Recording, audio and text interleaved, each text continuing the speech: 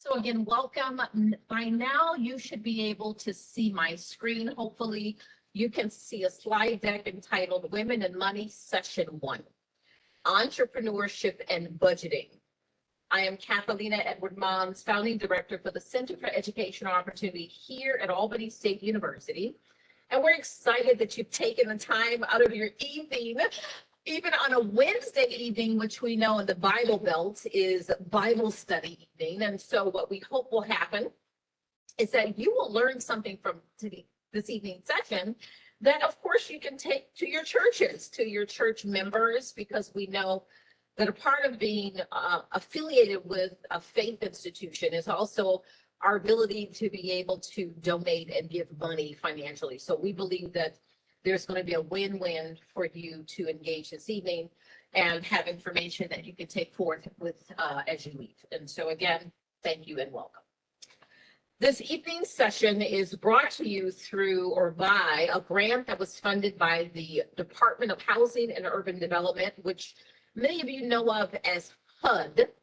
And it is in partnership with the Georgia Department of Community Affairs, who awarded Albany State University a grant from the HUD Housing and Financial Literacy Focus. And that is the focus of our efforts this evening. That is the focus of the efforts during our kickoff that we held in the fall of 2022.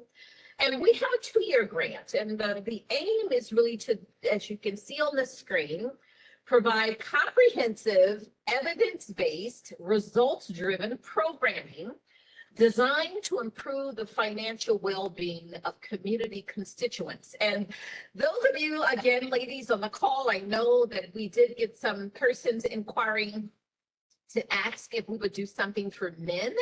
And we were happy to say that we are going to roll out a similar kind of workshop that will be customized for male athletes. And if any of you are aware of the kinds of money that male athletes come across, I think it would behoove us to be able to host a said program for that unique population as well. I'm excited to introduce some of the presenters and expert presenters who will be joining through the next few sessions. So I am simply doing a welcome and an introduction, but you will be hearing from the 3 scholars, the 3 entrepreneurs that you see on the screen right now. And so each of the presenters will introduce themselves, but as you can see, every woman on the screen are entrepreneurs in their own right. And the beauty is they've had a wealth of experience in working with clients around the notions or the understanding of entrepreneurship and economics and budgeting and investing and real estate. And so I'm gonna let the presenters do what they do best, but certainly we want you to understand who will be presenting in the upcoming sessions.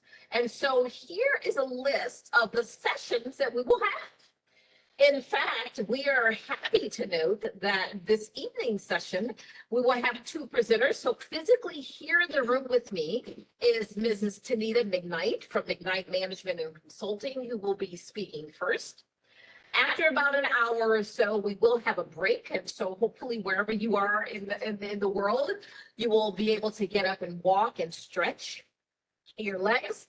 And then we'll have Adrian Lance Lucas, who's physically sitting somewhere in Atlanta to present the second segment. And so if some of you are able to join us for an hour, we welcome you. If some of you are able to hop on afterwards, we welcome you. And what we love to encourage is if anyone on the call has the link, and I'll drop the links in the chat in a moment, and you have friends or girlfriends or nieces or neighbors who might be interested in joining this evening, they are welcome to hop in. I will send the link, post the links in short order. In addition, we would like to encourage you to go on and pre-register for the second session and the third session. And so the second session is going to be next week. And yes, we realize that that's Albany State's spring break. But we also realize that women who are interested in money will make time to engage. And so if you're sitting on the beach, certainly that does not stop you, hopefully, from wanting to engage virtually. And so again, we welcome you. On the March 8th, that's when we'll have our two other presenters, Mrs. Jennifer McReynolds and Ms. Rashonda Muldrow, who will both be presenting on next week. And then finally, I'm happy to report that all four of our presenters will physically be coming together on the campus of Albany State to do a presentation. And forgive me, but the room will be room 127, and I'll certainly make that correction. But those of you who are sitting on the call, kindly make a donation, a denotation as you deem necessary. And here we have. This is a skeleton view of the evening's agenda. I am wrapping up now, if you will, for the welcome. And in short order, you will hear from Miss Tonita McKnight. And so I'm happy to report we are just right on time because we were scheduled to hear from Mrs. McKnight and her engagement in the activities that she will have you participate in. And then again, we'll take a break. We will have an opportunity to give away some gifts. We know we believe in incentives. And so then we'll hear from Adrian Lance Lucas. And so the last thing I'll say, and I'll wrap up, you will see on the screen, those of you who are in the room and even those persons who are online, there's a QR code. And if you're like me, if you have an iPhone, you can put that phone on camera and point it to the QR code and it will take you to a survey. Those of you who are on the call, if you're aware, I know many of you are aware that grant funders love to understand what the impact was. And so we know that what you'll learn from these workshops is value added. However, it's imperative that we have some quantitative measures to confirm such. So ladies and gentlemen, thank you again. I'm going to switch out PowerPoint. So just give me one moment to do that. And we will hear next from Mrs. McKnight. Thank you.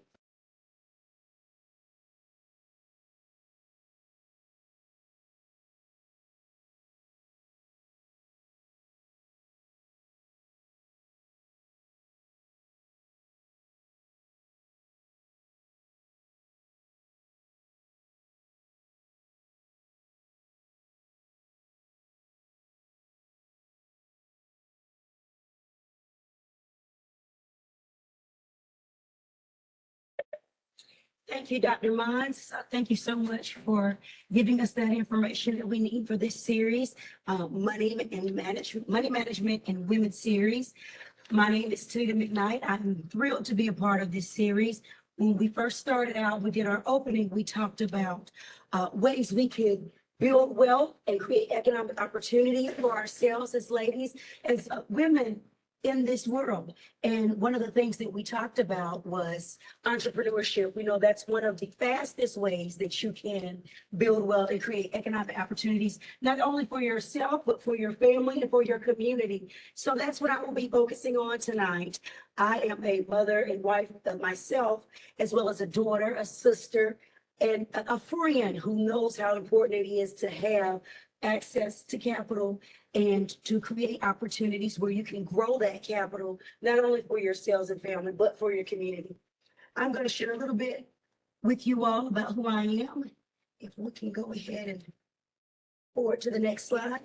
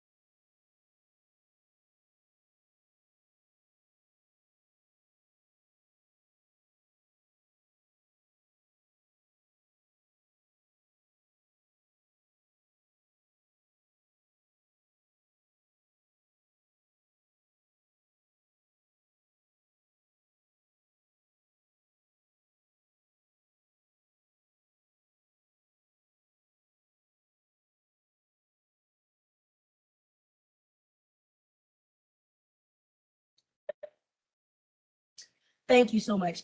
Thank you, Dr. Monds, for giving us the opportunity at McKnight Management and Consulting to be able to be a part of this series, Women in Money series. We were excited when we heard about the series, focusing on ways that we could build wealth and create economic opportunities for ourselves. We know that entrepreneurship is the backbone to the American economy, and it's one of the fastest ways to build wealth and create economic opportunities. And we wanted to make sure that that was highlighted in this series. When we first started out in this series, we talked about different ways you could build wealth, whether it was through real estate, investments, budgeting and savings, and through entrepreneurship. And so I was excited when we were selected to be part of this dynamic panel, and be able to share this series with you all.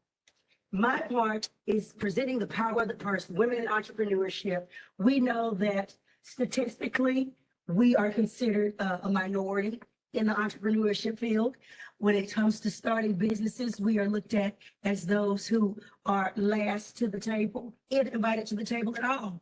But if you were part of the opening session that we had when we started this series, even though those statistics and those numbers, which are useful and they help us to make decisions, were kind of down, depressing, we saw the other side of those numbers, which was over the past couple of years, even during a pandemic, a global pandemic, that women, particularly women of color, were leading the charge when it came to entrepreneurship and starting businesses.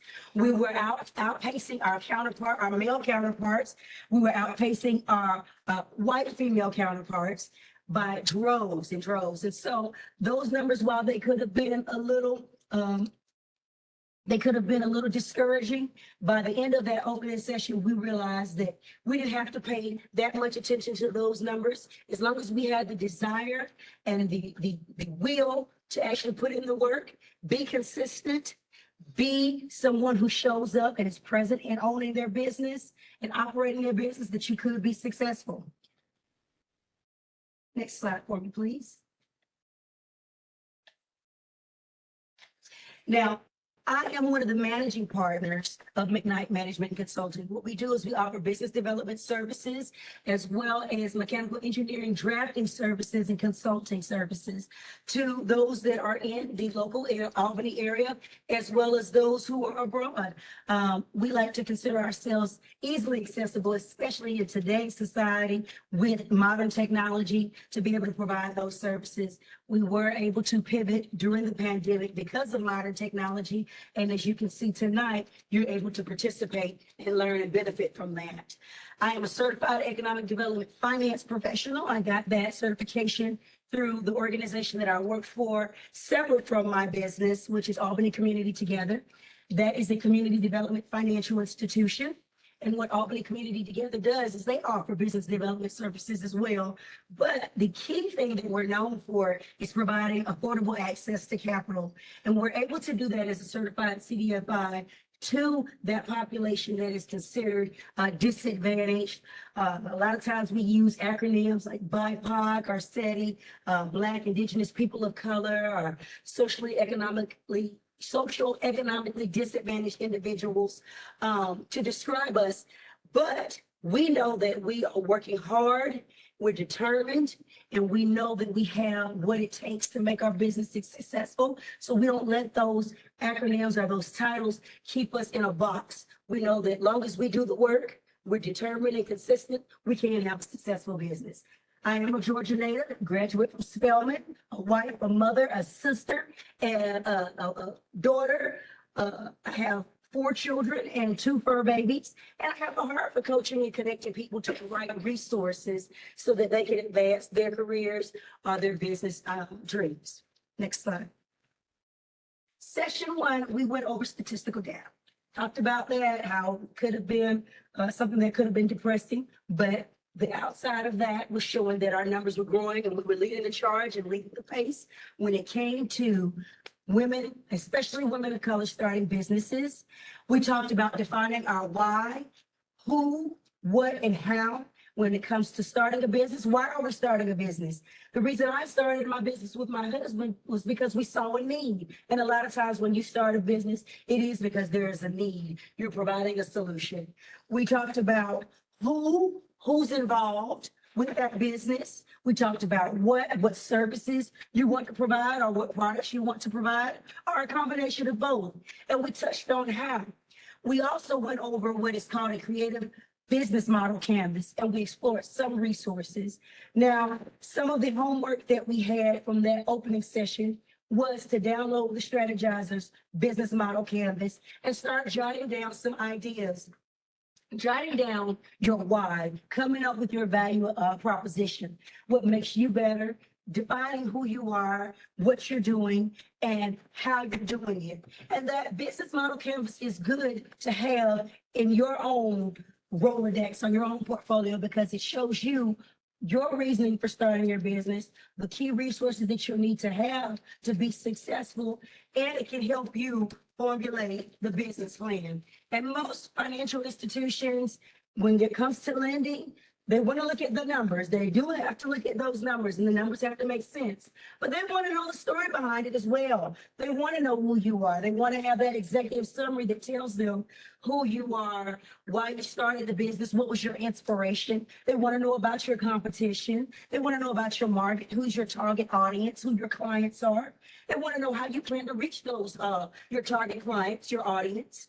And they want to know about the financial piece. When you talk about your services and your products, which is going to be included in your business plan, they want to know what you charge for those services, what you charge for those products, and give us a narrative, a financial narrative, so we can understand how you got to those numbers that you share with us when you're talking about your income statement, when you're talking about your cash flow, and when you're talking about your balance sheet. Because we don't want the pie in the sky numbers, we want the story behind it. So that business model canvas will help us with that.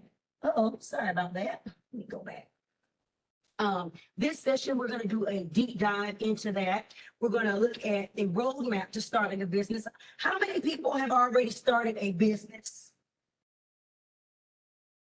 Do we have any in the chat that have already, are business owners already? Okay. How many of you are thinking about starting a business? I'm sure a lot of you have joined us because you're thinking about starting a business. And so the roadmap that we'll go over today is not a set in stone, but it's the best practices for when you're starting a business. And it's the advice that I give a lot of our prospective clients who come to us saying, you know, I want to start my own restaurant. I want to start my own beauty salon. I want to start my own dealership. And we tell them, well, these are the things that you need to do. So I'll be sharing that with you today. Okay, so we do have some business owners, and we have some people that are looking to start a business. Good, good. Y'all are in the right place. And I'm sorry, bear with me with my voice and getting over laryngitis, but I hope that everyone can hear me.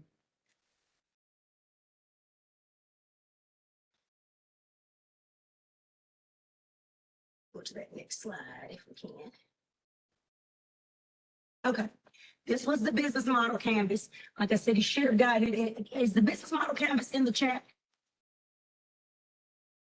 If you did not get it, Dr. Monds will drop it in the chat for us so that you'll have it. So when we do our activity later, and I've done a business model canvas with my business as an example, we can go over that and see what you put down. And again, this is something that you'll have for your own records, that you'll keep for yourself to kind of keep you on track and what you want to do for your business and who's going to be a part of it, what resources you'll need, and how you'll operate. But the business plan is what you'll actually share with the lenders, the investors, and those that you want to be involved in your business. So the model canvas, like I said, is good for you to have for your own personal records and to keep up with. And keep in mind, as your business changes, if you change products, if you change services, if you add products or services, this will change. Your business plan will change, but you'll use this information to put together a business plan when you're ready to start your business. So when we're talking about starting a business, it can be overwhelming, especially because there are a lot of resources that are out there and you don't necessarily know where to go. What I like to do is break it down into different segments where you can look at what national resources are available, you can look at what state resources are available, and you can look at what local in your own city, your own backyard resources are available. We'll start off with the national resources. As I said, I work for All the Community Together, which is a certified community development financial institution. We provide credit and financial services to underserved markets and populations, primarily in the US, but also in the UK. And so later on, when we talk about some of those resources that are available, like a CDFI or Community Development Financial Institution, there'll be a link on the resource sheet where you can go if you're not in the state of Georgia, or if you're in the state of Georgia, wherever you are. It's going to be a CDFI, Community Development Financial Institution locator that you can use to find the nearest CDFI to you. Of course, we have the Small Business Administration. This is the federal government department that is geared toward helping small businesses start, grow, and thrive. Like I said, the government is very much aware that small businesses is the backbone of our economy. And so they have a whole department that's dedicated to keeping those businesses alive. You've even seen through the pandemic, all the money rolling out to keep businesses open, to keep employees on payroll, and to keep everyone operating as best they can while staying safe during the pandemic. The SBA has development resources, loan programs, and grant funding available. And their official website is sba.gov. If you see anything else, sba.edu, sba.com, anything else, that's not the official government website. sba.gov is the official government website, and it's a national website. You also have SCORE. SCORE volunteer mentors that provide education and services. There's SCORE chapters all over the US. These are usually people who have owned and operated their own businesses, and they can give you personal advice as well as advice that they've gotten from the SBA, different materials, different curriculums that they have out there, Money Smart, different tools that they have in their tool belt to help you with your business. And they provide that one-on-one assistance with you. They can help you with a business plan. They can help you with financials. So that is another national resource that you can look at, which is SCORE. Operation Hope. Operation Hope is a national resource that provides hope not only to individuals, but to those looking to start a business. It offers financial education, one-on-one coaching, courses on credit score improvement, as well as pathways towards home ownership and starting a business, which is really important because we're talking about building wealth for ourselves and our families and our communities. HUD and Georgia's DCA sponsored this program because they know how important it is to build wealth for yourself, whether it be through financial means, through entrepreneurship, real estate, owning your own assets that help build your own wealth. They know how important it is, and Operation Hope ties into that because they look at it from a business aspect as well as an individual personal aspect. They want to make sure that your credit is where it needs to be business-wise and personally. If you want to buy a home, they have tools at their disposal where they can do a soft pull on your credit. That soft pull does not affect your score, and it will make it so that you can see where you are credit-wise, not only your report, but your actual score. You are entitled to a free report annually, and that's across the nation. Some states offer more than one report annually, but you are entitled to at least one free report annually nationwide, right? But you don't necessarily get that score for free. You got to pay for that score. Operation Hope can get you that score at no additional charge to you, that credit score. And like I said, it's a soft pull, so it won't affect your credit. And then you can come up with some goals, whether it be for home ownership or starting a business, to build your credit. Because a lot of times if you're going out for access to capital for your business, we're going to look at your personal credit. You're going to personally guarantee the loan.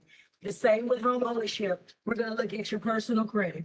So they're a really good national resource that people should use, whether it be, like I said, individually, or if you're looking to start a business and want to know where you stand credit-wise, and have some business development services and coaching provided to you as well.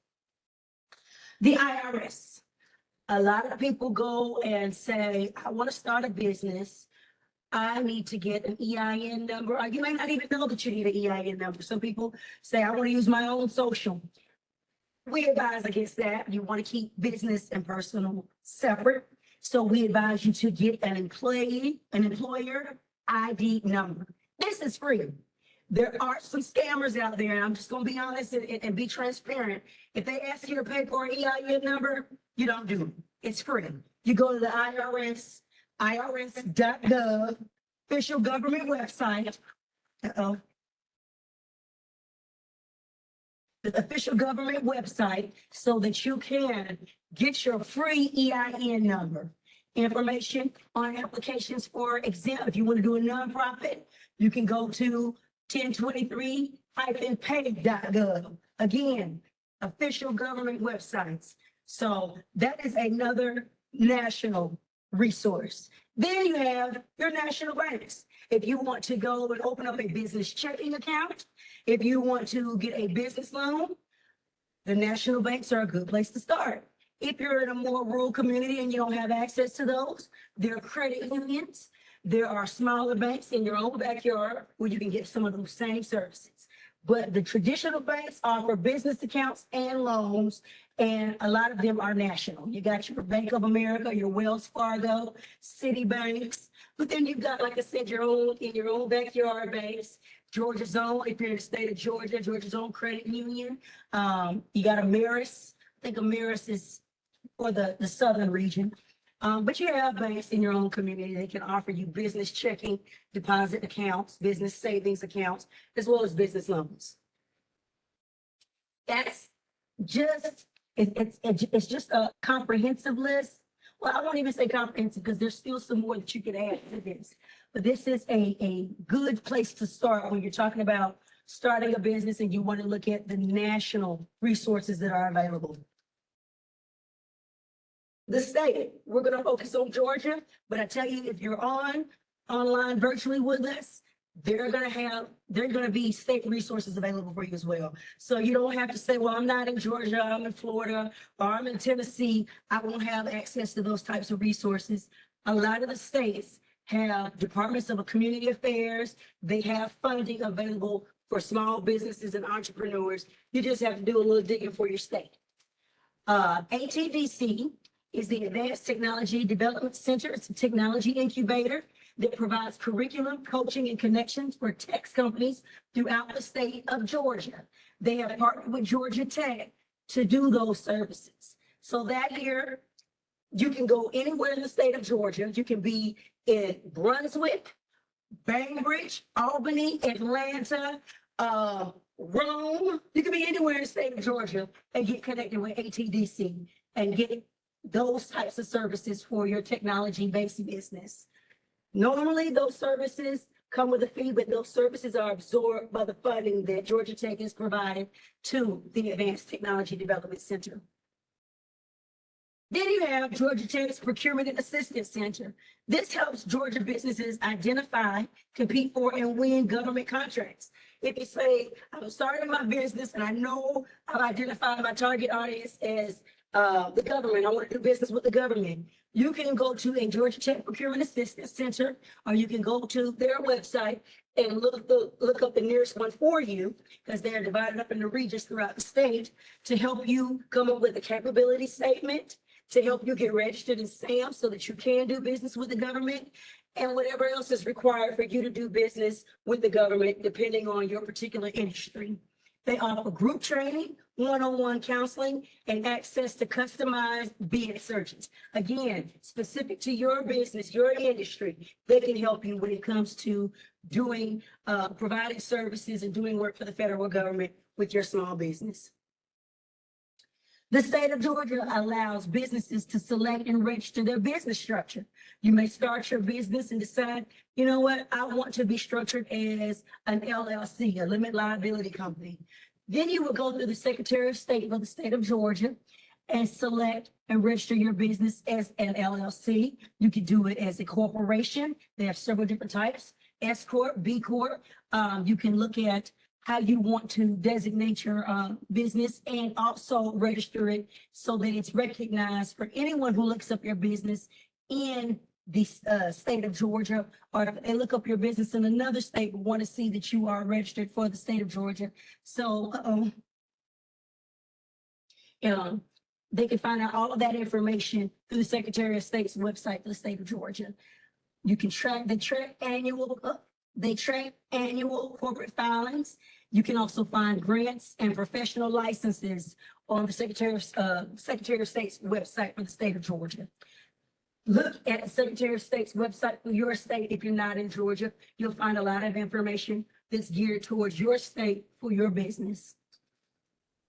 The Georgia Department of Economic Development provides a number of resources for small businesses, including a Center for Innovation, and there are resources in several categories and segments, such as technology, finance, networking, procurement, and certifications.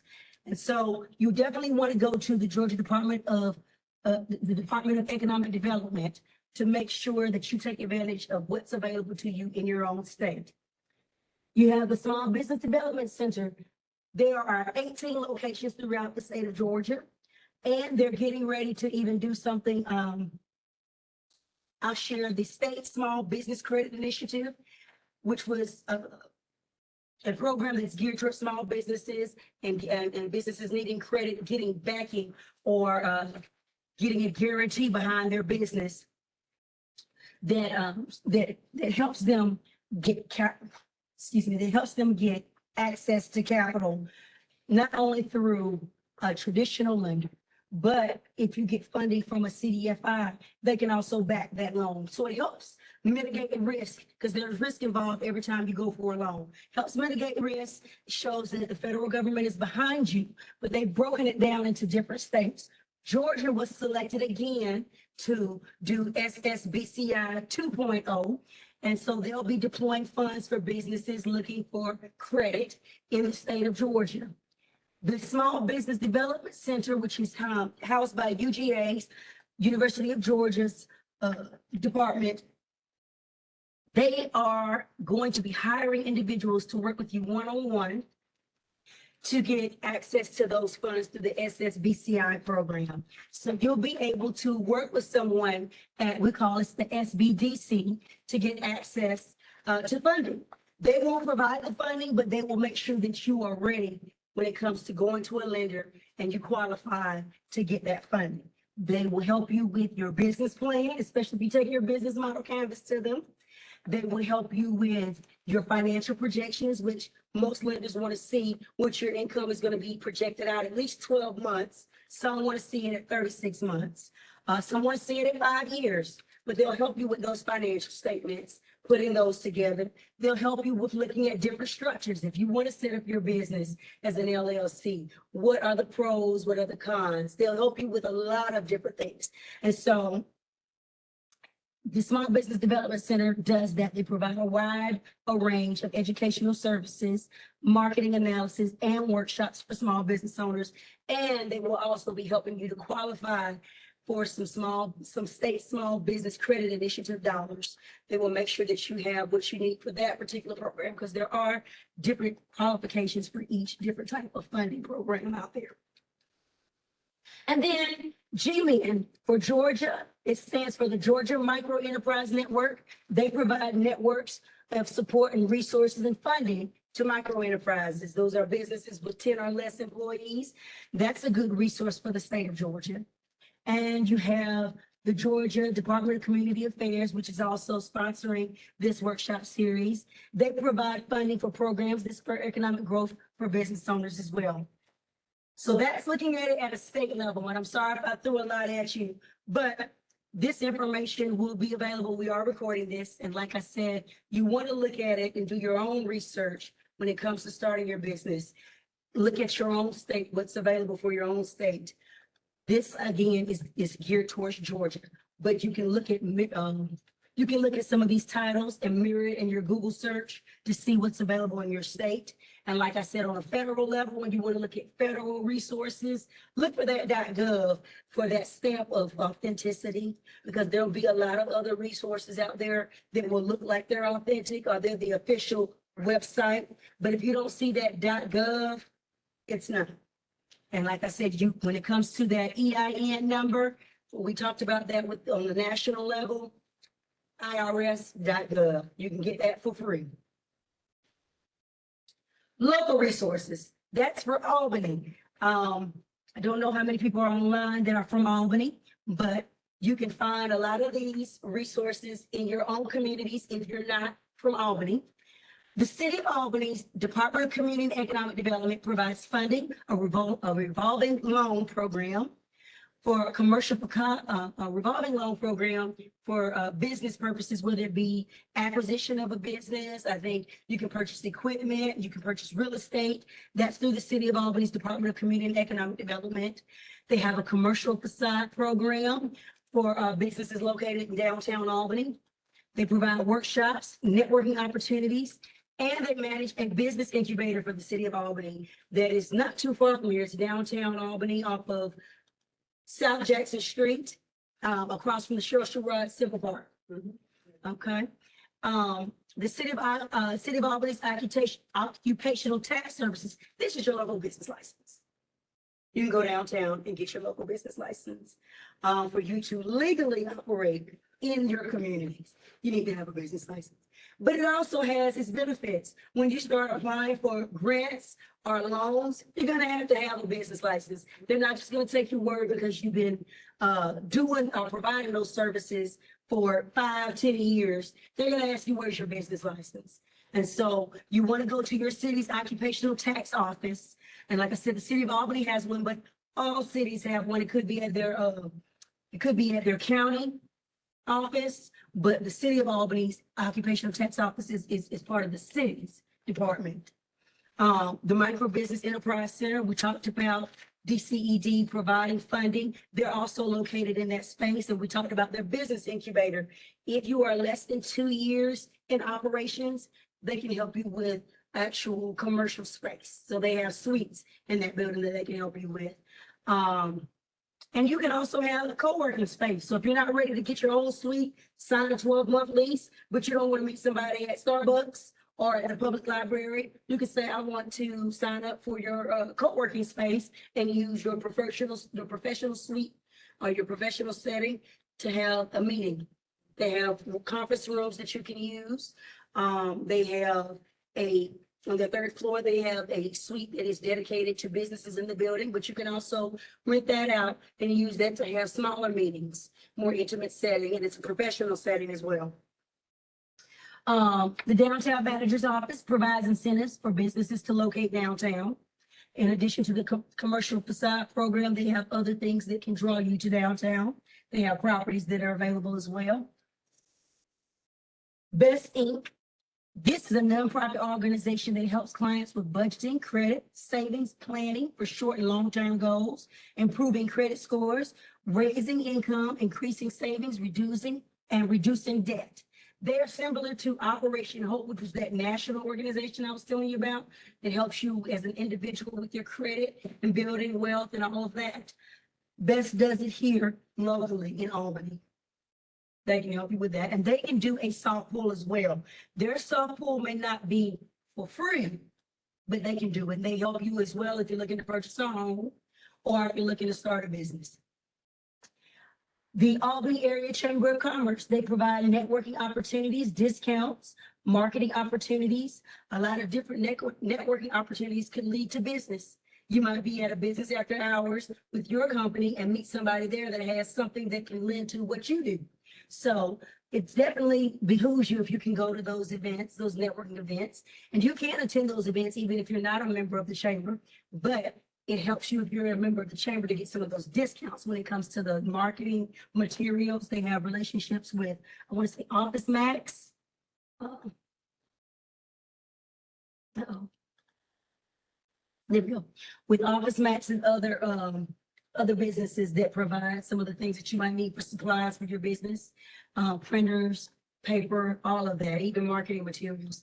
And so you can get discounts if you're part of the chamber. And most cities have chambers. Most places that you go to have a chamber. And so you can look at your local chamber and you can decide if you want to join there. If you want to look to see what they provide to businesses that are members, you can do so. You can ask the question. They won't charge you for that. And you can go to some of their events. And then ACT, as I said, I work for ACT, Albany Community Together, and we provide the business development services as well as access to capital. We are the local CDFI here in Albany, the only CDFI here in Albany. There are several in the state, but we're the only one that's in their own backyard. and we cover 38 counties. That's my own little plug. Okay. Now the roadmap. We talked about the resources on the national level. We talked about the resources on the state level. We talked about the resources in your own backyard. So you got those resources, you've done your research, you know where to go. Let's look at steps.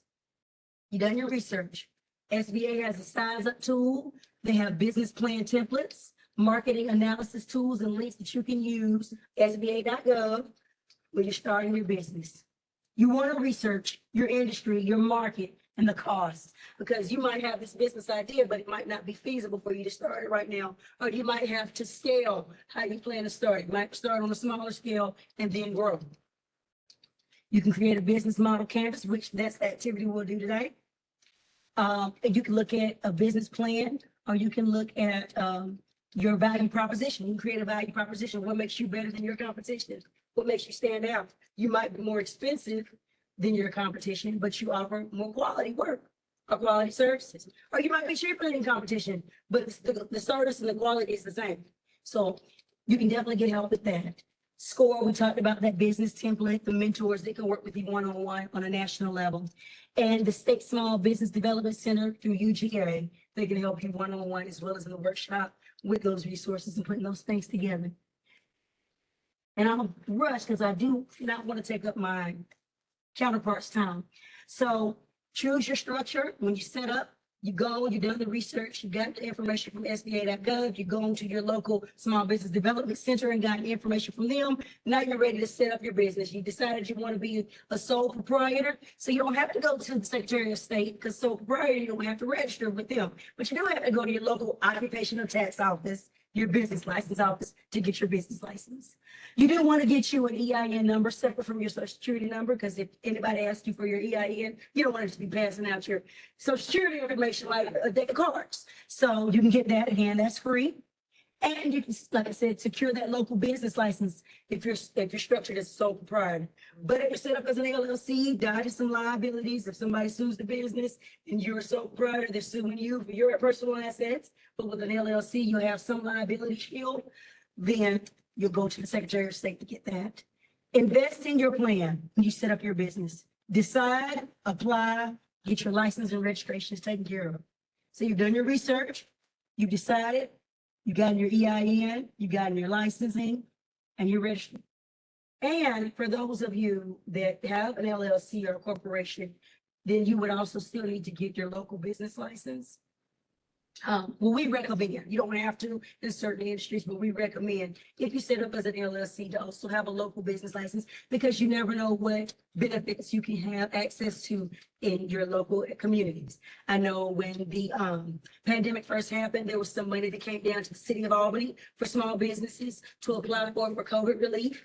You had to have a local business license. So if I just had my LLC because I registered with Secretary of State, I might not be able to qualify as a local business, because I'm covered by the state with my registration, but I'm not considered or designated as a local business. You had to have that business license. Those that had that business license, they were able to qualify for funding. I think businesses that went through that program got up to $5,000 grant funding. And if they didn't have that local license, they didn't qualify. Okay. Don't quit your day job. Keep your money separate. A lot of times people say, I have this business idea. It's going to take a lot of time. I'm going to quit my job so I can focus on that. Don't want to do that. Here's why. It takes a lot of time and dedication to grow your business. Yeah, you can start your business online. You can go online, apply for your EIN number, get all that stuff done in a week or two. But to grow that business, to be successful, it's going to take time and dedication and commitment. So we don't advise you to quit your day job. Okay, you're gonna have to work real hard in the beginning, but it'll pay off in the end, right? So you keep your money separate because you're still working that day job, but you're starting this business on the side. Don't commingle your funds. Open a business account. Keep financial records of your business income, right? Money coming in specifically from your business, okay? Your business expenses, and whether or not you have a profit after you paid your expenses, or if you had a loss after you paid your expenses, or if you just break even. Your balance sheet, what assets do you own for the business? You bought a laptop for your business. You bought some machinery, some inventory. That goes on your balance sheet. But then you also incur some liabilities. You got a loan, a small business loan, $10,000. That's gonna go on your balance sheet as well. That's gonna paint the picture of your overall business health. Cash flow. That cash flow is gonna be any cash that comes into the business. It's different from the income statement because the income is focused on income revenues from your business. It's those sales that's coming in that you've made. But cash flow could be, I had $5,000 in my savings account or my personal checking from my own business, from my own job that I didn't quit, that I put into my business to get my business off the ground. That will go on your cash flow. That would not go on your income. Keep receipts, invest in software if money's available. If not, you can always use Excel. I used Excel when I started out. And there are templates that you could use, you can find online. You can go on YouTube even and find out how to set up some Excel spreadsheets to help you track those expenses until you can get that software like QuickBooks or some other software that's available. And those software purchases can be deductible. So if you say, well, I got some money to buy QuickBooks, I'm gonna buy QuickBooks. That's an expense, business expense, and it can be deducted on your taxes. But go see a tax professional.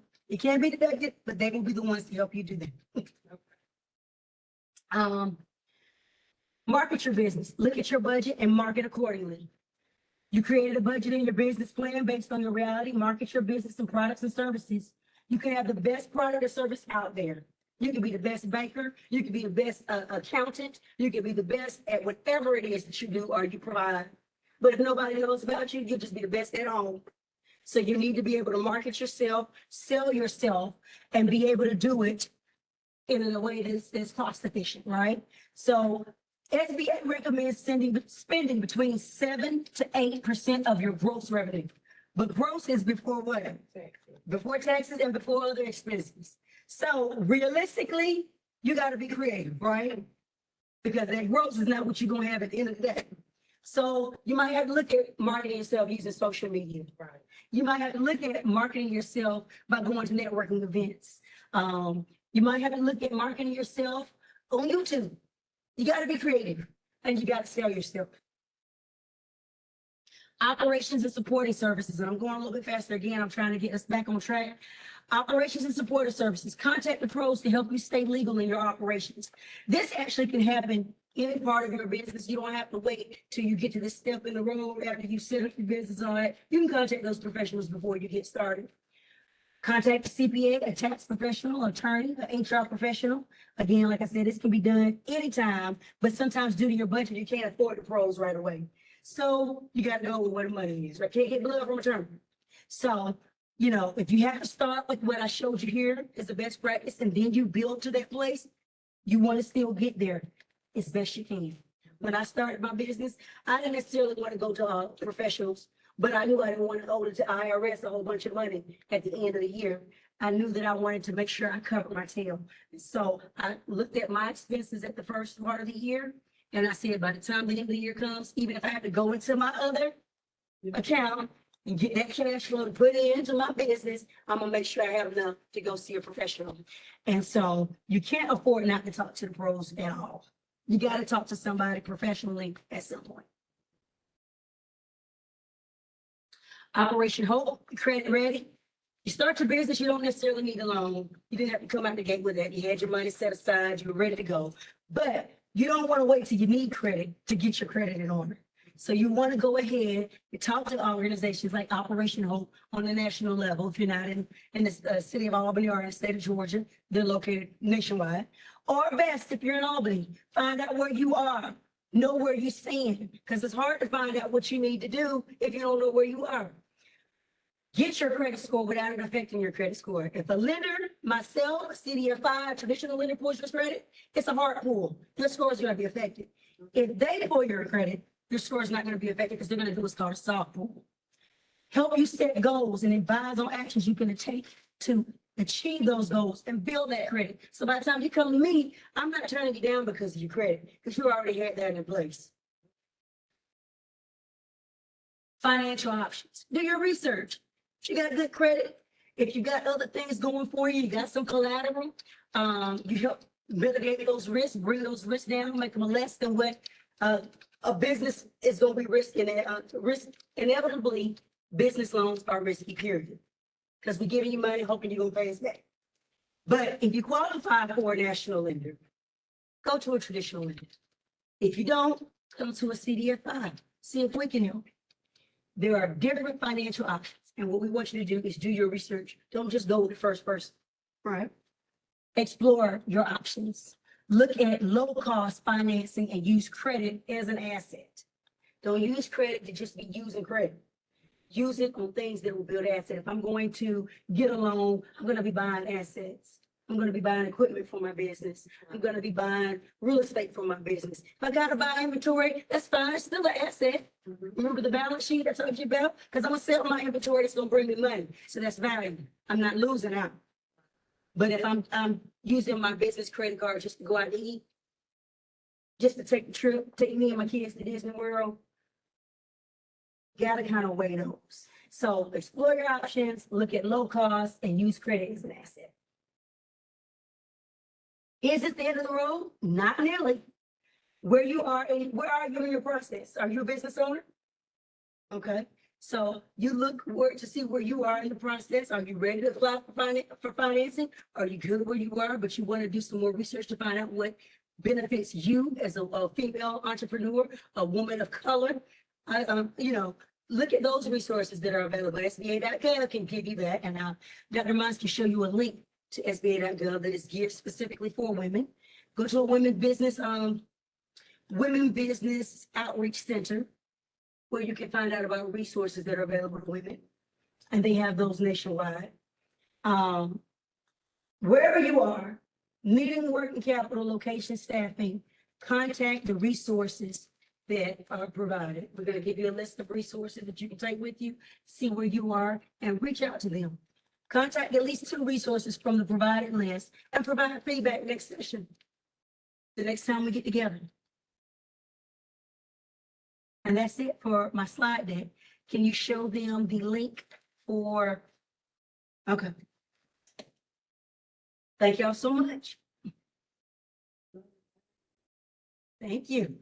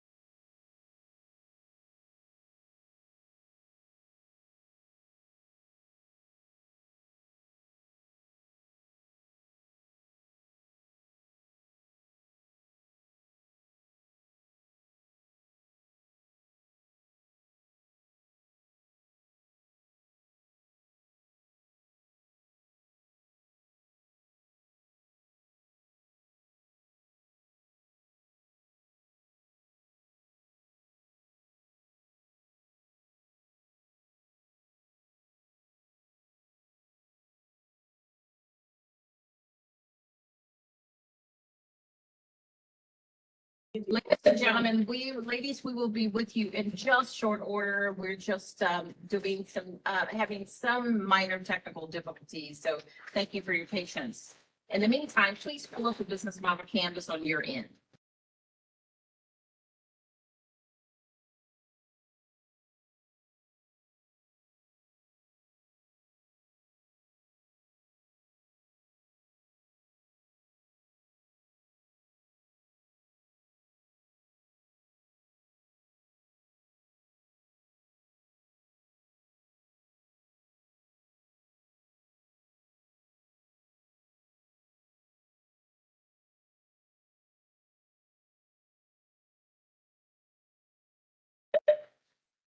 So this is the business model canvas, and I'll let you see mine. Okay.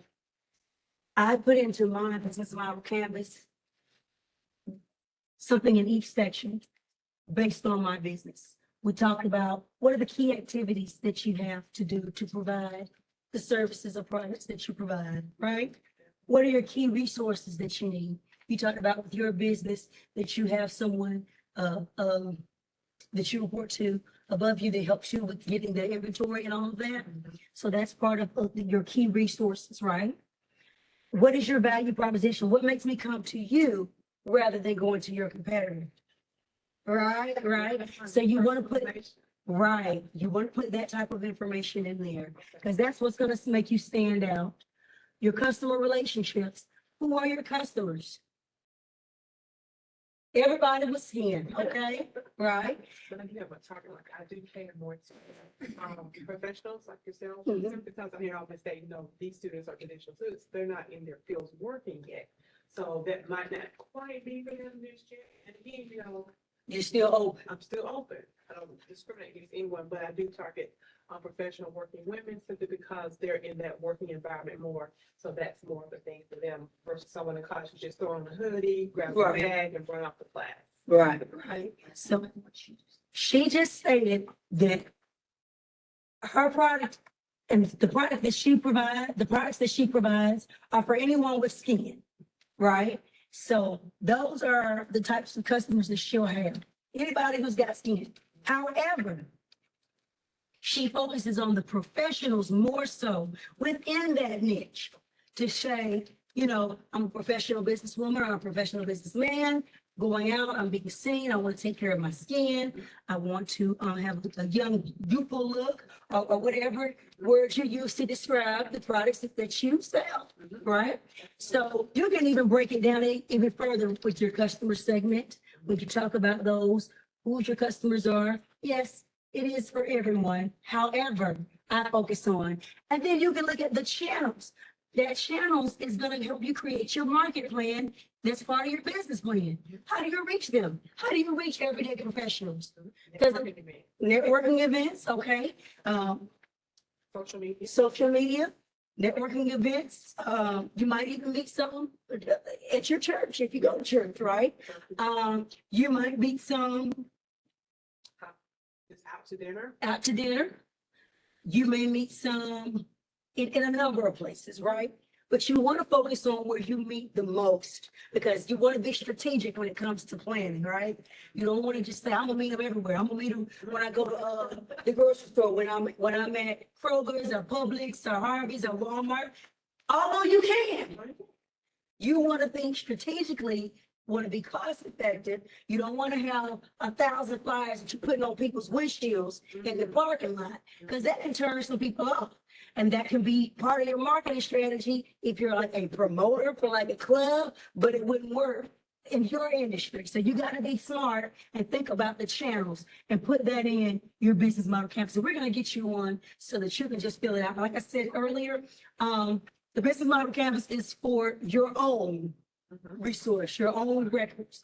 You wouldn't take the business model canvas to Ameris Bank. You wouldn't bring the business model canvas to me. You would bring me the full plan. But this is the foundation to get you to the plan.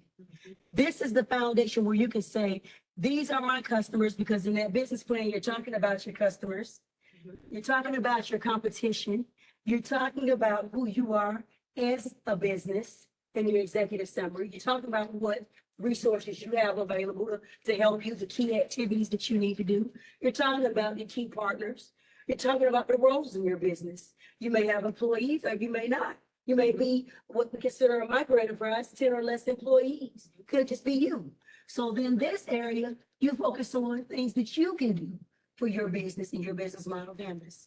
So I want to make sure that you have that at your disposal. Do we have anyone that is online that was already able to fill one of those out from the opening session?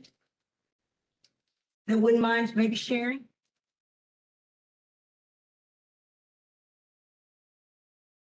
If not, I'm gonna grab this from you and just give you a couple of examples. Key partners, when I put it for McKnight Management Consulting, my husband is a mechanical engineer, so he's gonna be a key partner in providing those drafting services and engineering services. I can't provide that. Okay. So he's gonna go on here because he's the key partner for me to operate. But if this was his, I would go on that because I would be the one that handles all the business development services and the one-on-one and the classroom coaching. Key activities, talked about the engineering services, the drafting, the fabrications.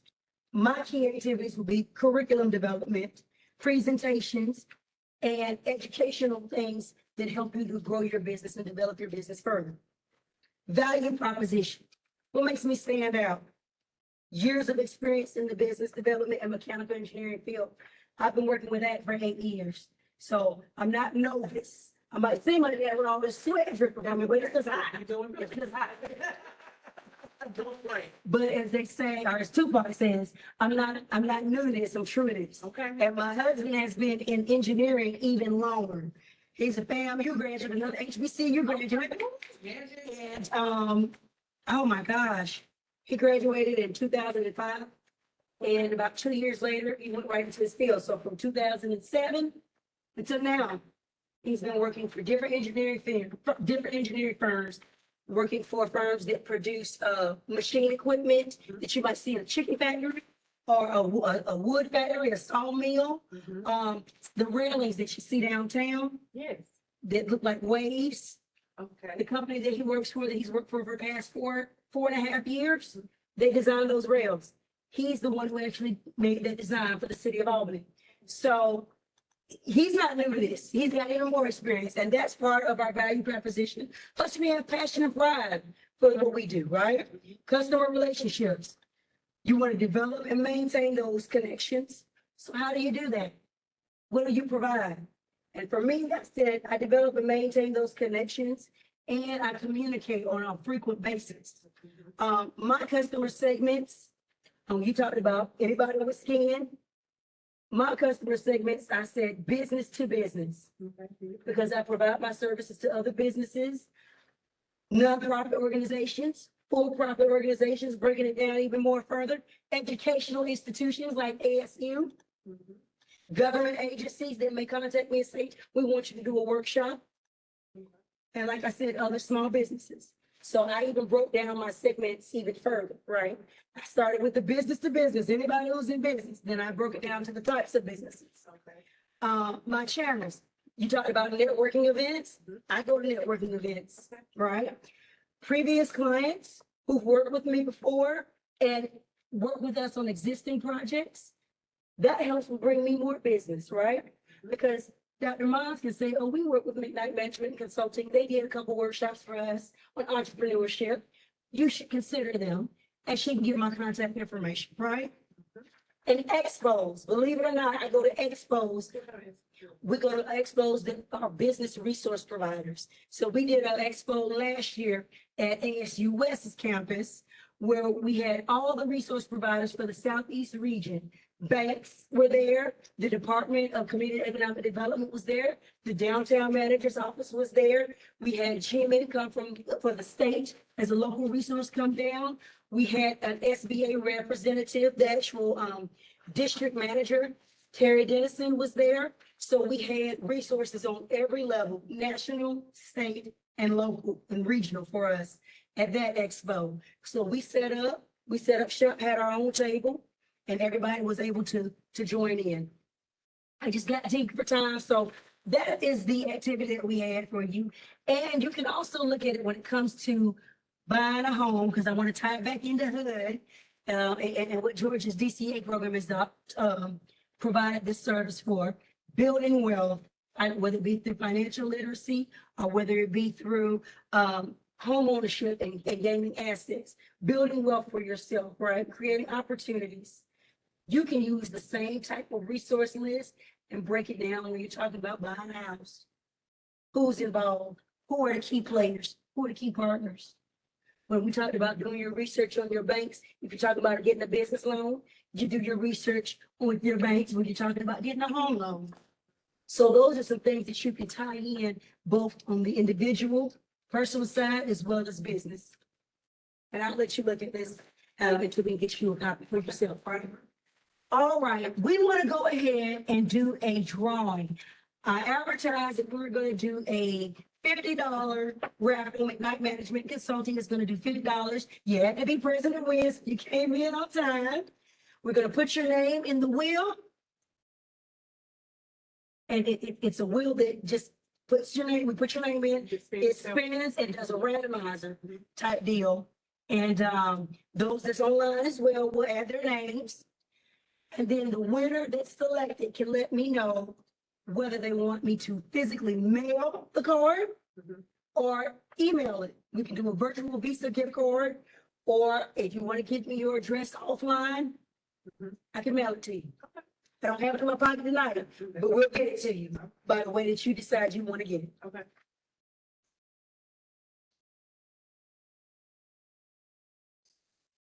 Did we get everybody in? Oh, we're gonna get your name too. The sign sheet. Sign these changes in.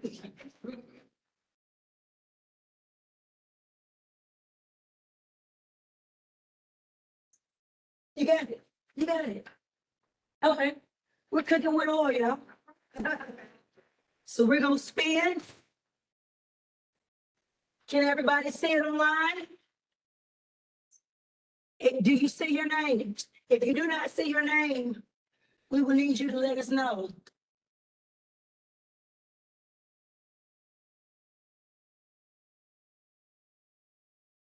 I got a yes, yes, they see their name. I don't need nobody to try to catch me outside if you don't see your name. So let's go one more time. Uh-huh. That's your name right there, right? Okay, we were getting. Uh-huh. Look, great for mine. That's right. That's right. Okay, we're gonna go ahead and do the spin, find out who wins.